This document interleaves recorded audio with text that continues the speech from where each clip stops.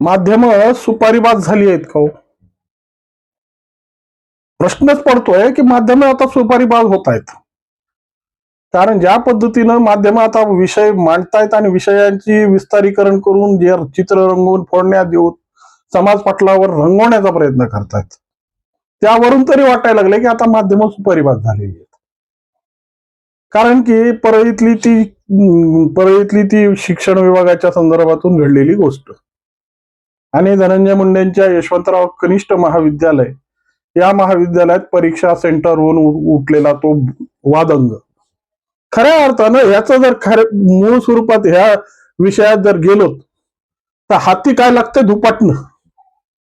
पण त्या सुपारीबाज लोकांनी ज्या पद्धतीची ही सुपारी घेऊन कार्यक्रम वाजवण्याची पद्धत केली आहे ना, आज खऱ्या अर्थानं या सुपारीबाजांमुळे कितीतरी लोकांना आपल्या भवितव्यावर पाणी सोडण्याची वेळ आलेली.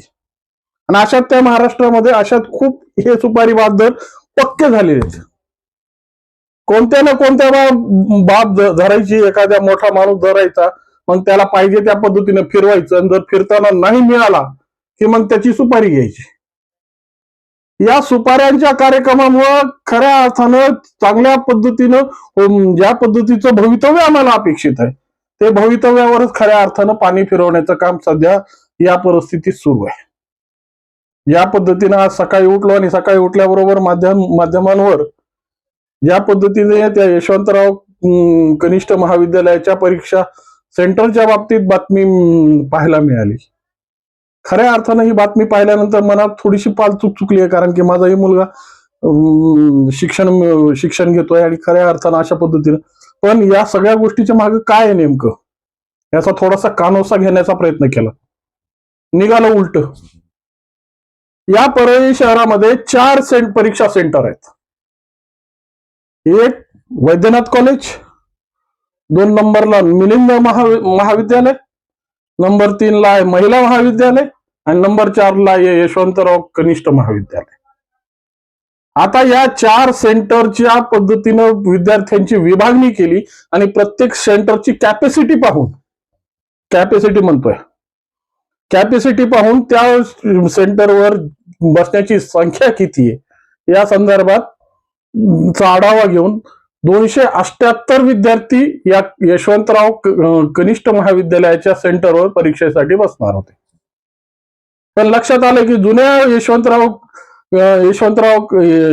कनिष्ठ महाविद्यालयाचं जुनं जे प्रियानगरमध्ये जे असलेलं कॉलेज होतं, त्याचं बांधकाम सुरू केलंय. संस्थेचं ऑफिस तिथं फक्त ठेवून त्यांनी तात्पुरती जागा हलवली. मग लक्षात आलं की आतापर्यंत ज्या पद्धतीने आपल्या गेल्या 5 वर्षापासून या परीक्षा सुरळीत होत होत्या आणि यावेळेस ज्या पद्धतीचा शिस्तबद्ध कार्यक्रम माननीय जिल्हाधिकाऱ्यांनी लावलाय आणि कॉपी मुक्त कार्यक्रम लावून सर्वसामान्य लोकांमध्ये खऱ्या ओरिजिनॅलिटीचे विद्यार्थी हे पटलावर यावे, यासाठी हा चांगला संकल्प आहे. हा चांगला संकल्प सिद्धीला जावा या बेतानं त्यांनी वैद्यनाथ नाथ प्रतिष्ठानच्या माध्यमातून जी दुसरी शाळा चालते त्या ठिकाणी परीक्षा सेंटर हलवलं. मी माझ्या माहितीने ज्या मला सूत्रांनी माहिती दिल्या त्या सूत्रांनी माहितीच्या आधारे की या संदर्भात शिक्षण अधिकाऱ्यांना पत्रव्यवहार पूर्ण झालेला आहे. त्या सेंटरची कल्पना पूर्णपणे दिलेली आहे. फक्त टेक्निकल अडचण ही आहे, तांत्रिक अडचण ही आहे की हे यशवंतराव कनिष्ठ महाविद्यालयाला मिळालेलं सेंटर आहे, त्यामुळं त्या सेंटरचं नाव तशाला तसं ठेवून त्या नाथ प्रतिष्ठानच्या शाळेमध्येच ही परीक्षा घेतली जाते. मग सुपारी बाददारांना मिळाला नाही एक संधी. मग सुपारी बाददारी याच्यावरच थांबले नाही, तर सुपारी बाददारांनी त्याच्या पुढचा कार्यक्रम लावला. मग अनाधिकृतपणे पत्रकार म्हणून शाळेत घुसणं, व्हिडिओ शूटिंग करण्याचा प्रयत्न करणं. मग ह्या खऱ्या अर्थानं समाजात अडचणी निर्माण करण्याची साठी पत्रकारिता आहे का, हाच माझा पहिला सवाल आहे. पत्रकारिता हा जरी आरसा असेल, आरशाच्या पद्धतीनं समाज दाखवणं गरजेचं आहे. प्रत्येक गोष्टीवर त्या पद्धतीने दृष्टिक्षेप टाकणं गरजेचं आहे. मग आपल्याला रुचेल, आपल्याला पचेल, आपल्याला आवडेल ही जर पत्रकारिता असेल, याला पत्रकारिता म्हणता येत नाही. आणि ही पत्रकारिता सध्या वास्तविक घडते. चाटुकारिता करणं आता पत्रकारांचं काम झालेलं आहे. मनाला जिवारी लावून घेऊ नका, पण वास्तविकता झालेली आहे. आणि अशा पद्धतीची जर तुम्ही कारभार करत असाल, अशा पद्धतीचे जर काम करत असताल, लोकांना अडचणीत आणण्याचा प्रयत्न करत असाल एका नेरेटिव्ह सेट करण्यासाठी, तर खऱ्या अर्थानं हे जिल्ह्याच्या हिशोबाने आणि परिस्थितीच्या हिशोबाने चांगलं नवं. खऱ्या अर्थानं ज्या ठिकाणी ज्या पद्धतीचा सावळा गोंधळ झालाय आणि असे सावळे गोंधळ काढायला बसलो ना, तर कुठपर्यंत या सावळ्या गोंधळाच्या मुळ्या पसरलेल्या आहेत तर कुठपर्यंत त्याला उकरावं लागेल आता ही समाज माध्यमं ठरवतील. पण खऱ्या अर्थानं हे मुळ्या वाढू नयेत, विश्वल्ली समाजात वाढू नये आणि समाजामध्ये ज्या पद्धतीनं साधक बाधक आणि सकारात्मक वातावरणात समाज हा वृद्धिंगत व्हावा, ही खरी समाजाची अपेक्षा. प्रत्येक ठिकाणी उखंडा असतो, मग त्या उखंड्याच्या घाणी स्वयंपाकघरापर्यंत आणायच्या का? आणि उखंड्याचं काम जागा ही उखंड्यावरच ठेवली पाहिजे, समाजानंही त्याचं ध्यान घेतलं पाहिजे. ते उखंडा जर तुमच्या माझघरापर्यंत किंवा तुमच्या स्वयंपाकघरापर्यंत येत असेल आणि त्या उखंड्याची घाणीमुळे तुमचं आरोग्य धोक्यात येणार असेल, तर समाजाने निश्चितपणे त्या उखंड्याचा विचार करावा. पण आज काय झालंय की नाही त्या विषयात घुसून सामाजिक विषय कसे विकोपाला जातील, कशा पद्धतीनं ट्रोलिंग करून स्वतःची खळगी भरता येईल, स्वतःचा मलिदा लाटण्यासाठी काय काय करता येईल, असे अनेक प्रयोग समाजात चालू आहेत. पण त्यामध्ये भरडला जातोय सर्वसामान्य माणूस, जो सर्वसामान्य माणूस या समाजाचा खरा कणा आहे. तुम्ही अशा पद्धतीचे वर्तन करून एखाद्याला अडचणीत आणून त्याच्या भवितव्यावर पाणीही फिरवताल. पण अशा वृत्तीमुळे कुणाला वर आणताय तुम्ही आणि त्यातून काय फलित होणार आहे याची थोडी तरी तुम्ही मनाला तपासणी करा. आणि अशा पद्धतीने जर बेचिराग करून सर्वसामान्य माणसाची जर परिस्थिती तुम्ही हाताबाहेर घालत असाल, तर मग तुम्हाला सामाजिक जीवनात येऊन काम करण्याची जी संधी मिळाली त्याचा तुम्ही सगळ्यात जास्त अराजकता तर पसरवत नाहीत ना.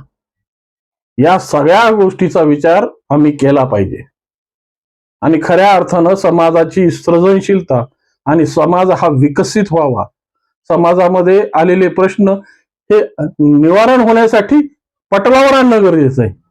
समाजामध्ये वैफल्य निर्माण करण्यासाठी किंवा समाजामध्ये एकमेकांचे तोंड एकमेकापासून लांब करण्यासाठी पत्रकारिता नाहीये. त्यामुळं कमीत कमी आम्ही पत्रकारितेचं दायित्व सांभाळतोय, या गोष्टीचा तरी थोडाफार भान ठेवा आणि हे भान ठेवून समाजातल्या ज्या खऱ्याच आडलेले प्रश्न आहेत, खऱ्या पद्धतीनं नडलेली भूमिका आहे आणि खऱ्या अर्थानं तुम्हाला एक प्रामाणिकपणे सांगतो की जेव्हा समाज विकसित करायचा आहे तर विकसित करताना त्या गोष्टींची खरी तमा बाळगली पाहिजे, परिस्थिती सापेक्ष केली पाहिजे. उगाच तिरस्कार आहे आणि थोडस आमच्या नेरेटिव्हच्या बाहेर जात आहे याच्यासाठी जर पत्रकारिता होत असेल ना, तर खऱ्या अर्थानं अशा पत्रकारांना कोपरापासून राम राम. कारण की तुम्ही समाज घडवायला नाही, तुम्ही समाज बिघडवायला आलात. आणि अशा पद्धतीच्या घड्या जर बिघडून समाजात वैफल्य जर निर्माण करत असतील ना, तर त्या पत्रकारितेला पत्रकारिता म्हणता येणार नाही. खऱ्या अर्थानं या गोष्टी तुम्ही समजून घ्यायला पाहिजेत. ज्या पद्धतीने या शिक्षण विभागाच्या विषयातून हा आलेला विषय आणि पाहिलं ना तर शिक्षण विभागाची परिस्थिती बीड जिल्ह्यात जर उकरायची बघितली तर ते अजितदादांना लिहिलेलं पत्र, त्या अंकिताचं पत्र, जरा लक्ष घाला त्या पत्रावर. त्या मुलीनं कशा पद्धतीने चिरफाड केली आहे शिक्षण विभागाची. सर्वसामान्य मुलांची आज ज्या पद्धतीनं होरपळ होत आहे, सर्वसामान्य जे आर्थिक दुर्बल घटकांपर्यंत शिक्षणाचं जे दूध पोहोचत नाहीये ना, त्याला खरे पाप आणि खरे दोषी आम्ही आहोत. त्या प्रश्नावर कधीच प्रश्न उचलणार नाहीत. पण ज्या ठिकाणी मलिदा मिळण्याचा जर प्रयत्न होत असेल, ज्या ठिकाणी आम्हाला एखादं आमच्या नेरेटिव्ह सेट करण्यासाठी एखादी भूमिका मिळत असेल, त्या ठिकाणी मात्र आमचा आवाज आणि आमची लेखणी प्रखरपणे चालायला सुरुवात होते. विचार करा. आणि खऱ्या अर्थानं अशा पद्धतीची पत्रकारिता तुमच्या आणि समाजाच्या कधीच हिताची नाही. त्यामुळं ज्या पद्धतीनं शिक्षण विभाग किंवा जिल्हा प्रशासन त्या ज्या केलेल्या परिवर्तनाची संज्ञान घेईल आणि दूध का पाणी का पाणी आणि दूध का दूध होऊन जाईल. कारण की ज्या पद्धतीच्या भूमिका प्रशासनामध्ये डिझास्टर मॅनेजमेंट म्हणजे आपत्काल परिस्थिती नेहमी येऊ शकते, त्या पद्धतीचे परिवर्तन होत राहतात. परंतु त्या परिवर्तनासाठी तुम्हाला ते लोणी म्हणून बघायचं असेल ना, तर तो लोणी तुम्हालाच लागला, तुम्हालाच तुमच्या पद्धतीनं. या संदर्भातून तुमच्या मनात काय प्रश्न निर्माण होत आहेत, किंवा धनंजय मुंडेंची बाजू घेऊन बोललो म्हणून या संदर्भात तुम्ही हा विचार करू नका. ही जिल्ह्याची परिस्थिती आणि जिल्ह्याच्या परिस्थितीमध्ये खरं सर्वसामान्य माणसाला जो न्याय मिळायला पाहिजे, त्या अशा पद्धतीच्या चाटुकारितेमुळं खऱ्या अर्थानं तो माणूस, जो खरा माणूस आहे, खऱ्या परिस्थितीमध्ये अडकलेला आहे, त्याच्यावर पाणी फिरतंय. आणि फक्त द्वेषाच्या बियापोटी, म्हणजे ते मराठीत म्हणणं शुद्ध बीजापोटी फळे रसाळ गोमटी, ती फळे रसाळ गोमटी आहेत का, हाच प्रश्न येतोय. याबद्दल तुमच्या मनात जे वाटत असेल ते निश्चितपणे कॉमेंटच्या माध्यमातून कळवा. आणि व्हिडिओ आवडला असेल तर लाईक, शेअर आणि सबस्क्राईब करायला विसरू नका. नमस्कार.